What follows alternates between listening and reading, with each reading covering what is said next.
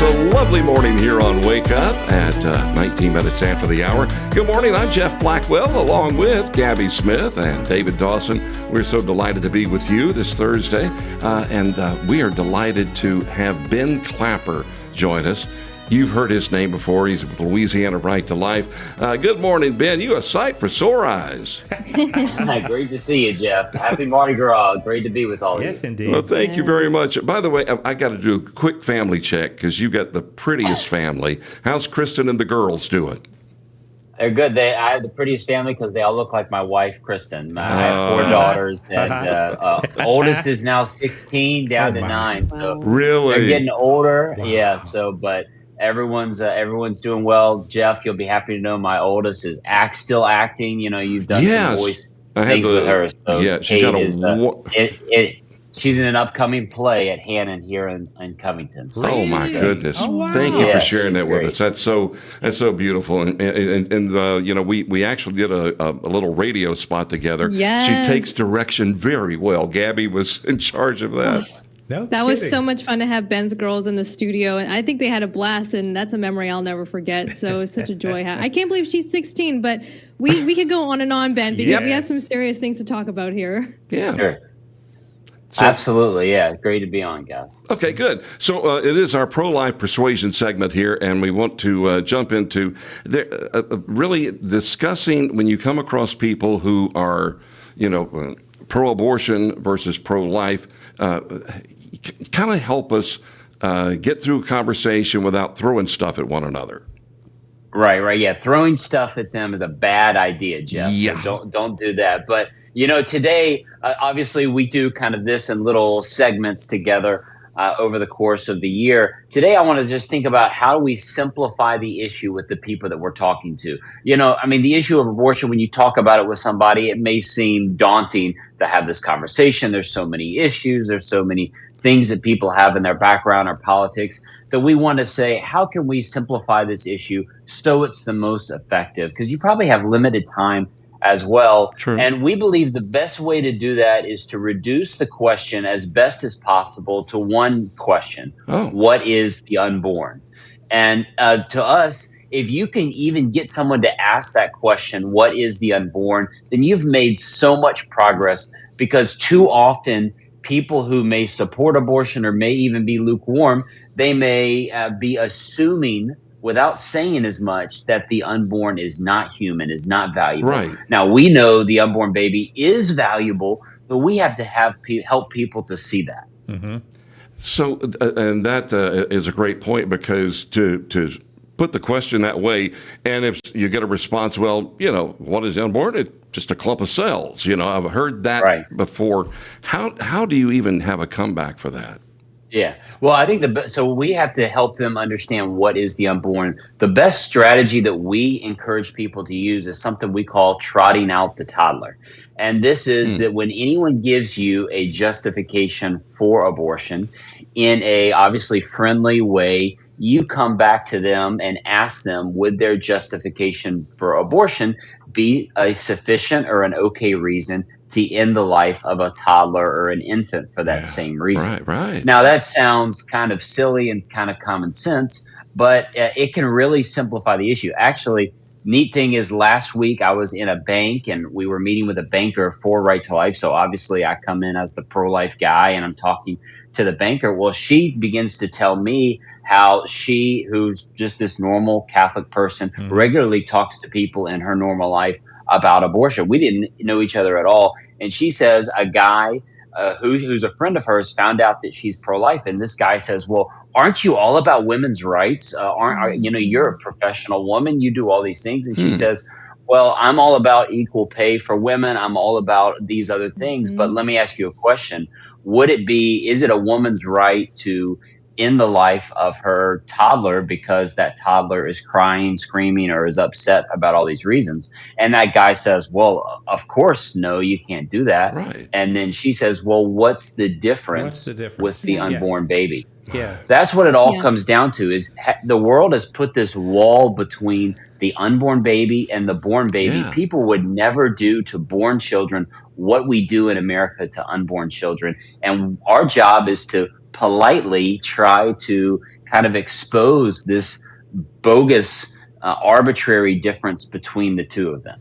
I honestly try to understand, because I am confused.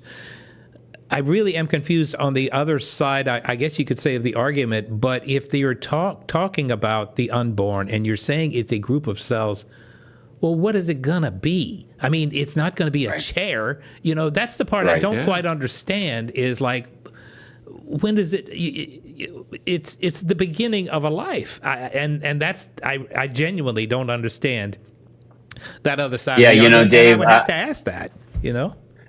I think in some ways, so many people have just kind of accepted the bias that our culture has put out there. They know people, or they maybe themselves have been involved in abortion. They've been in a crisis pregnancy. They've been in this moment of crisis. And so there's so much baggage that comes into this that we have to keep that in mind, that I think what it may seem is somewhat irrational can be influenced by their personal lives. And I think simple questions, instead of making statements, we never suggest be like, well, don't you know the baby's heart begins beating in 18 days? More ask questions to try to ask, well, what's the difference between the two? It's funny, that same lady that told me that a friend of hers is on social media is very pro-abortion. Well, that friend's niece was pregnant, and she came into her house and was talking to the niece's pregnant belly, right? Talking to the unborn baby, saying, oh, we can't wait to meet you, and all this stuff. So she's like, wait, so now it's a baby, but when it's not wanted, it's not a baby. How much we want something or don't want something doesn't change the value of that child. I see. I don't like that argument. Well, you're not pro-women if you're pro-life. I'm 100% with that friend of yours, because I'm all about women empowerment, women in the workforce, you can be anything you want, like Barbie. You can be an astronaut, you can be a teacher, you can be a scientist, a researcher, whatever you want. Barbie can be anything she wants to be, and you can do what you want. But why is it different when it comes to the pro-life issue? Why can't you be a woman supporting other women, but also be pro-life with that? But also when it comes to, and you make a great point, Ben, when it comes to celebrities, especially big celebrities who are pregnant, everyone gets so excited that they're pregnant, and they talk about their unborn baby in the comment section, or they're promoting, oh my gosh, I'm so excited, so-and-so is about to have a baby, they're already famous. But when it comes to the other side, it's almost like a blurred line. It's almost like forgetting, but you're right. Throwing things is never going to work out, but having a dialogue and a conversation, and sometimes you just have to agree to disagree with that person. Well, and you have to know that your job is to plant that seed, and we can't get locked into being successful. But I think if we trot out the toddler, if we try to simplify the issue, then even if the conversation doesn't appear successful at the end, what you've done is you've helped that person come face to face with this arbitrary distinction that our society makes between the born and the unborn human being. And I think that goes a long way into having that person begin to think retrospectively or think internally about their own position and how it really matches up with logic in the world. I don't know how much time we have, but yesterday the governor of New York, who's like the most pro-abortion politician in America, she wrote on her Facebook page, every child needs a healthy start. Now, she was talking about something with like education or something like that, right? But it's like, for her, the start is at birth, and she's totally ignoring the first 9 months of life for all of us. So the double standard is so frustrating. And it's our job as we are evangelists of the pro-life cause, of the gospel of life, and we have to help people see and know that. Amen. Ben Clapper, the executive director of Louisiana Right to Life. You guys stay so busy, and you're on the front lines and keeping us informed. Do you have any events coming up, by the way? I wanted to ask that. Yeah, we have the upcoming state legislative session. May 14th is our pro-life day at the Capitol. Check that out. We just launched actually a new podcast for people. We're going to be sharing a lot of great interviews of people in Louisiana who've made a difference, who have personal stories about the pro-life cause. So just Google Louisiana Right to Life. you can check out all that we're doing across the state. Good. And the website again, is prolifelouisiana.org, all spelled out. All cross social media, generally at LA Right to Life, YouTube, everything. You can find us there. There you go. Subscribe, like them, and share them. All that stuff. That's right. Yeah. Ben Clapper, God love you. Thank you very much, and please extend our thanks to your staff as well. All right. Thanks, guys. Appreciate it. God bless you, brother. Wow, I'm telling you what, I think the landscape is slowly changing. I think so.